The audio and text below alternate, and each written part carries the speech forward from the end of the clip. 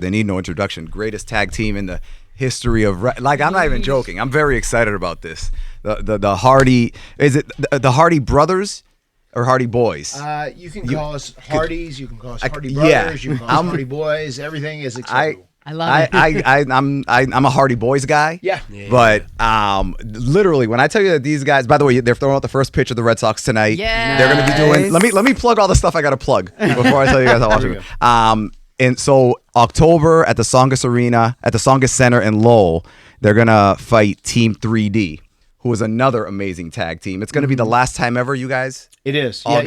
You know, in pro wrestling, a lot of times they say like last time ever. But this is legit going to be the final time we wrestle, and it's going to be a very emotional match when it's all said and done. Yeah. Wow. No, not just for them and for the fans. And let me explain to you why. Sad. I was trying to explain to them what it is about you guys. So, wrestling for a long time was you got invested in somebody because you wanted them to win.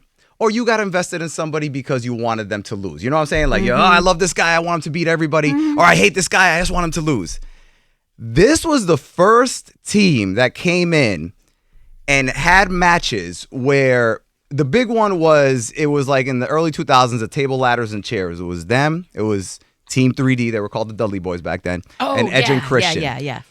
It was the first time that a match was had. Now people do it kind of like, they almost do it too much. It was the first time that someone had a match. And at the end of the match, everybody in the arena just applauded everybody. Wow. They applauded. They didn't applaud like the winner. They just applauded the performance. And it was the first time that I remember going like, wait a minute, I think that's what I like about wrestling. It's more about the moments than the actual results of the match. And it was because first of all, how do you guys still walk around? Like literally walk. I was trying to explain to them how the crazy stuff that you guys do. To this, this probably not on your algorithm. Have you guys seen the memes of like somebody climbing a ladder like to fix something, and all of a sudden like the Hardy Boys music hits. They start juking, deleting. They've done the sickest. Just the bumps that these guys have taken. Like, I mean, Jeff has fallen off of ladders, fallen through tables. Matt's fallen through tables. He did who did you drop the leg on? Remember you dropped the leg on a cage? On Edge, yeah. On Off Edge. the top of the cage, yes. He did, I've never walked the same since. Oh, yeah, man. you know like a leg drop, right? Like a leg drop on someone. Mm-hmm. He did it from the top of a cage onto a dude. Think about like when you miss a chair, when you go to sit down, how you feel like you broke your ass. Yes.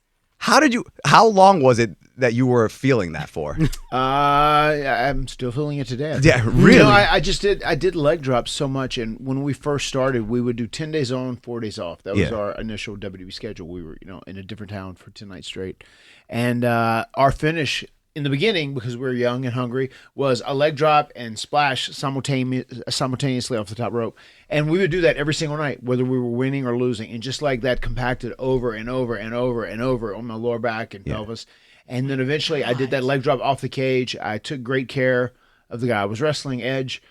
He was safe as he could possibly be, but I ate it. But it just kind of changed the course of my walking, and I changed my arsenal from there out. I started going off the second rope, as opposed to leg drop, I would drop an elbow to the back of the neck. Yeah. Just to work a little smarter. And that's kind of what you have to do as you get older. You have to evolve and kind of work smarter. Have you guys had multiple surgeries? I'm thinking you've had to have had surgeries for all the injuries you guys, I'm sure, have had. I didn't start having surgeries until I turned 40. Man, Really? I was Really? super lucky until I turned 40, and my shoulder pops one night, rotator cuff repair, my right shoulder, and then a PCL knee repair a few years later. God. So, I've been blessed, man, throughout my career, without a doubt. Damn. We have had some surgeries, no doubt about it, but it is amazing, especially this guy, that he's able to walk and be healthy and is as in good of a shape as he is currently. Yeah, it's unreal. Crazy. Some of the stuff that you guys have done that you've. I don't know, man. You're crazy. Like when you guys are coming up with this stuff before the matches, are you kind of saying, "Hey, let's do this," but not rehearsing it in advance because it's so dangerous, or are you kind of sort of rehearsing? You're right. I am crazy, but I'm a good kind of crazy. I like to see it as a good kind of crazy, and that's kind of what I live for, man. Those moments. I got a big moment I want to bring to life in this match with Team 3D at Bound for Glory, and but just over the years I just feel like I can do something, and fear is part of the fun, kind of, because you hope you survive, and It's always exciting when you do, but that's what's so cool about wrestling from my perspective as well, is just dreaming up these moments in my head and bringing them to life in front of an audience, man. It's just the greatest feeling of all time. And you know what you said earlier, you were totally right in saying that wrestling at the end of the day isn't necessarily about a 5-star match or a banger or whatever else. No. The match is kind of a tool to get you to a point as characters and stories. It is storytelling when it's all said and done. Mm-hmm. And I think one of the reasons people have always been so into us is that we have been very open. We're an open book. And whenever we meet people, I think we build a lot of equity with them because they see we're very real people, much like them. You know, we don't think we're special because we're pro wrestlers. We're living our dream every single day. We've been doing it for 33 years. And just that investment of the fans is really what gets people to follow acts for a long time. And there's people that have literally been following us for 4 decades. So we're very blessed to have these diehard supporters. Yeah, it's crazy because you guys will, you know, it doesn't matter who you're wrestling. People just go like, I know I'm going to see something that I'm going to remember. And there's a ton of people who, especially now, are like the athletic level of wrestling has gone up exponentially. Absolutely. But it's weird to say this, but they're almost doing too much they're going crazy move, crazy move, crazy move, crazy move, crazy move, like to crazy move. You always crazy have to move. one up. Not even your one up. They're previous doing it so close to each other that you're not giving people a chance to almost absorb it and really like sink it in. Like the way you guys did it was. No, you're totally right. Totally. You're yeah. totally Okay. right. You guys that understand what I'm is saying. The essence of pro wrestling. One of the best pieces of advice I ever got was from Eddie Guerrero. I was blessed to work with him a lot, and I've never seen someone that can fill a live crowd as well as Eddie could. Yeah. And we were both bad guys technically at the time. We were wrestling one another. And we were out there, and we just said, okay, we'll see who the crowd sides with, and they'll end up being the good guy, and we'll call it on the fly. We'll figure it out as we're on the in the match. And there was a point where I had him in a hold, and I was working him. I was like, well, the crowd's not coming. I was like, should we go? Should we get out of here and get back to action? He said, no. He said, just wait. They'll come. And we did it, and we waited, and the crowd did come. Eventually, he ended up being the baby face. He ended up being the good guy in the match, and he ended up doing a big comeback, and he wins, whatever. And at the end of the day, we finished the match, and we're sitting back there and we're talking about it. And he says, "You know what, Matt? Sometimes you have to like bore the crowd. You have to bring them down so they can get excited again." He said, "You can't stay like, hey, yeah. Great It's point. impossible to emphasize anything. Nothing means anything if you don't let it mean something." So that's some of the best advice I ever got, and I really took that to heart. Yeah, that makes perfect. When you guys are done, do you think that you're gonna go on to that type of role of like a producer to help people do their matches and stuff? Because you have that your mentality of it is much better, I think. I mean, I'm sure I will. I'm a lifer, no doubt. It's just something I love and I enjoy doing it. So once I'm done actively wrestling inside the ring, I'm sure I'll be a producer or a booker or coach or whatever, trainer. You both have given so much to the sport, physically, mentally, emotionally, I'm sure, across the board. What do you feel it's given back to you throughout your career? Oh, man, it's given us so much, especially now we're both fathers, we have families of our own, and pro wrestling has given us so much through that as well, and we have given so much of our bodies to pro wrestling. So I'm still in love with the craft, and I love coming up with these things that I can pull off in front of crowds. But what you said earlier is exactly the way I was thinking back in 94, 95, 96, 97-ish years when we were the jobbers, the enhancement guys. I'm going to do something tonight to make somebody remember me. It's going to be impossible to forget what I do out there. But that was kind of my mentality back then, and it all worked out. Do your families get scared for you guys that continuing to do this? Because what you do is very dangerous. But it's your job. So it must be tough for your families to be like, okay, so they're going out tonight and they're risking their lives pretty much every night. It is. It's scary for my family, man. My wife, it's gonna be great. You'll be fine. But and like I said, fear is kind of part of the fun when you're doing something huge. But our families have been great support systems for us, and naturally they're a little afraid at times. And you're right. I mean, it is dangerous. I mean, we're like living, breathing stuntmen. Doing it live with that red light on, and we try and take the best calculated risk that we possibly can. We try and be smart about it, and we're pretty good at what we do. And we try and game plan everything, kind of think things through. But sometimes things go awry, and it happens, and you get hurt. So there are times where they're on the edge of their seat and very nervous. I'm glad we were talking about family right now. I have a two-part question. Number one, you said 33 years of wrestling. Who inspired you guys? And then, are there any family members that are trying to follow in your footsteps? The first guy that really caught my eye and made me fall in love with pro wrestling was the Macho Man Randy Savage. I just thought he was this larger than life, over the top character. He had this, super flamboyant look and robe, and he talked with the crazy voice, and his finishing maneuver was an elbow drop off the top rope, so it was very exciting because a lot of guys were doing more basic moves then. So I loved him. And then once I started watching, we got hooked. And from that day on, I just said, wow, this is what I want to do. I want to be one of these living, breathing superheroes. And we wanted to be the World Tag Team Champions one time. And if we did that, we could call it a career. But obviously, we've, exceeded that many times over. That's Sting and the Ultimate Warrior for me, man. Okay. Just, Really? explaining where the face paint comes from today. And I've took my face paint to an ultimate level of like, oh, my God, this is, I still get so much joy out of doing that. Every night before a match, and I love that. And Sting and the Ultimate Warrior, I have them to thank for that.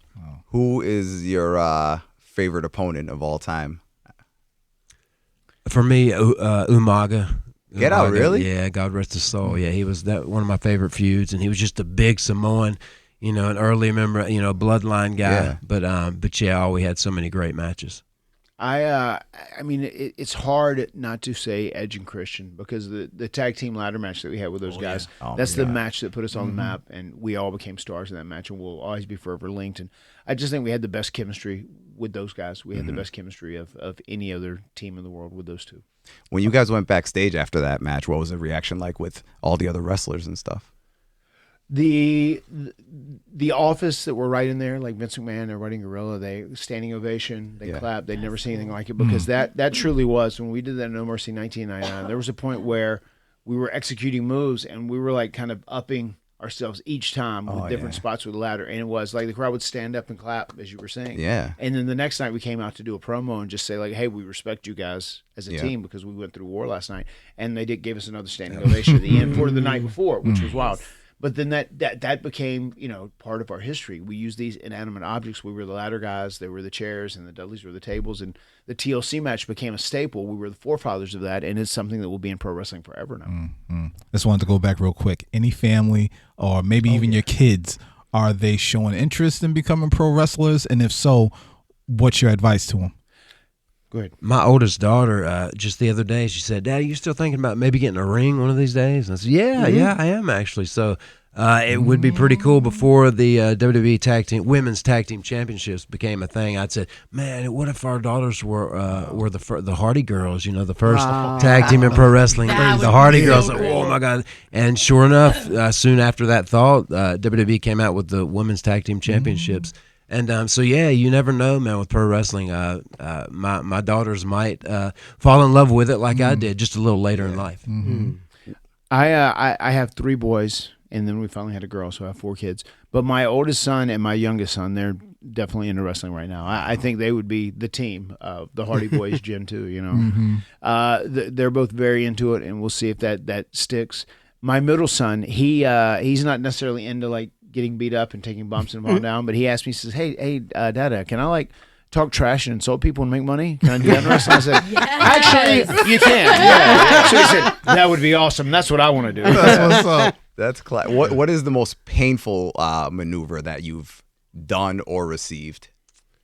I went through a table. I remember having to get it cleared and approved by Vince McMahon, but I wanted to go through it vertical instead of the normal way you go through tables, and I was on like a 12 or 14 footer. And Rob Van Dam was on it, and he was going to move, and I was going to crash through the table, and that was just like doing a swanton straight to the floor. That table exploded, and I always go back to that moment as far as being the worst bump I've ever took. I would say for me, it was in TLC 2. Myself and Bubba Ray Dudley, a guy that we'll be facing here coming up at Bound for Glory. We were actually on a 14-foot tall ladder in the ring, both reaching up, grabbing the titles, and it got pushed from the side, and it pushed and tipped us out of the ring. We fell out of the ring all the way to the floor through 4 tables, which they just... Jesus. I remember that. I remember that. The one I remember when you fought RVD was when you guys were kind of like in front of the Titantron, kind of to the side, and you went to hit him or something. You had the chair. You had the chair. Went. He has the chair, right? Goes to swing it at RVD. RVD gets up, does a spin, kicks the chair back into his face, and he falls off the stage onto concrete, right? Yeah. It was a weird little setup that night. It was Yeah. like the ECW guys were coming from one side and the WWE guys were coming from the other side. But he countered my attempt to hit him with a chair, and I fell down to the concrete with one of his massive, quick kicks, and I was bleeding a little bit, but yeah, that was pretty nasty. Yeah, I see some of the moves that they've taken, and it's just like, how are these guys still like, all right, we got another match tomorrow? I know. Yeah. It's insane. So I can't wait. So this is going to be you guys and Team 3D. How do you, this is like a little, I guess, inside baseball question. So you get to keep your music wherever you go, right? It's not just a WWE thing. You get to keep your name wherever you go. But like the Dudleys couldn't keep their name when they left WWE and their music and stuff. Why is it like a thing that you have with a lawyer that you get it signed off, or? I'm not sure how that works. Well, with us, it's our government names. So Oh, right. the Dudleys, obviously they had names which were not necessarily they're not the real names. So the Dudley concept, the Dudley Boys, was trademarked by WWE, so that's why it changed to Team 3D when they were out. But now there's a big working relationship between TNA and WWE, so I think calling them Dudley Boys is fine too. Hardy Boys with the Z, BOYZ, is trademarked, I guess. They own, but once again, we're still kind of cool saying whatever. But the reason I think we ended up with our legitimate government names is because we started off doing jobs, being enhancement talent, where the superstars, they would come beat us up. We were young kids. He was 16 the first time he wrestled on TV. And No way. the guy that took us, made him move his birthday back 2 years and lie about his age. Just because he was collecting a 66% payday from whatever we were getting paid. He was bringing 14, 15 guys at a time.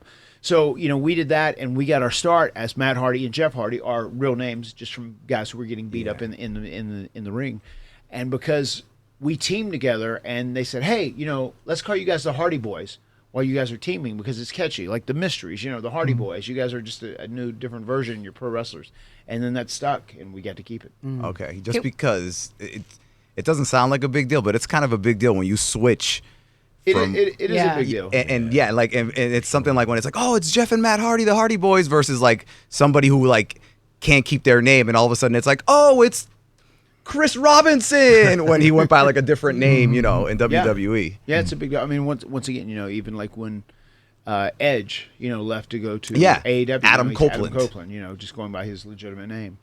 It is interesting, how that works, and trademarks and copyrights and whatnot, and people taking care of their IP. When it comes to the music, the thing that's so interesting about the Hardy Boys music is it is something that was, you could license. It was, music that was like uncopyrightable. It's like music you just license and use for a certain amount of time. Because we did that in WWE and it caught on and it became like iconic as our theme. Like other companies can just like license that music and we can use it. So that's how we get away with it. Yeah, it's on my bucket list of things to achieve before my career is over, but somewhere in the future, for WWE, for that my theme song from WWE, my solo theme song, No More Words to Kick, man. I think there's a huge magical moment, man, for Jeff Hardy to do a little something. As far as tonight goes, you guys are throwing out the first pitch at the Red Sox game. Are you guys nervous about that? Listen, there's a lot of pressure for doing something like that. You gotta throw a strike. And are you going to be able to use your music as you walk out? Hopefully, that'd be cool. Yeah, I think so. We've done this will be the third time we've done it. We did it at a Mets game, Okay. and we did it at a Minnesota Twins game. And how'd you do? We did great. We did good. The last one I threw, I used to be a sucker for a high fastball. That's exactly what I threw. And but yeah, we throw them at the same time too, so that makes it unique in itself. Yeah, we did good. We threw 2 strikes whenever we were the Mets at the Minnesota Twins games. Mine was a little low and inside. Jeff's was a little high, but they were both very respectful. Yeah, So we feel good fine. about that. Okay. I just got to say this on behalf of, I would say, most wrestling fans, if not all wrestling fans, and you probably hear this a lot. Thank you so much for the entertainment, for the moments. I texted my kids, and they're going crazy and whatnot. And, when you're in it, you probably don't realize it as much, but the further you get away from it, like my kids are a little bit older now, you are like, man, those were precious moments, and having them and their friends come over. So again, just thank you. Thank you. Our pleasure, man. And it is so cool that we have been around for such a long time. We meet constantly at autograph signings or Comic-Cons, which we do pretty often. like a father that is in his mid-30s. They grew up watching us. It was a huge fan. And now he has a kid, and him and his son, they bond over watching wrestling. And he talks about, like, oh, we went back and watched the original TLC matches and then the tag team ladder match, the tag team tables match, and, you know, all these different things. And it's so cool that there are people that have such shared moments together, like fathers and sons, and even fathers and daughters, and mothers and daughters that bond over us. And we're generational talent now because we've been around that long. It's crazy. And it's just cool that, you know, when you guys get older and stuff, and there's going to be like a generation of people going, you know, to their grandkids being like, oh, look at my Instagram. Look, here's my lunch. There's me in front of a mirror. There's me in front of a mirror. There's my lunch. And you're going to be like, check out what Grandpa did back then. Yeah, for Just sure. me getting wrecked going through 4 tables, me eating a chair. Exactly. That's amazing. Hardy Boyz, I can't wait. So Bound for Glory, October 12th at the Tsongas Center in Lowell. The final time. Time between them and Team 3D. Man. That's going to be so emotional. That's It crazy. really is. That's crazy. Well, thank you guys for coming in. We appreciate it so much. Thank you for having us, man. Thank What a- y'all. Thank you. Great chatting with you.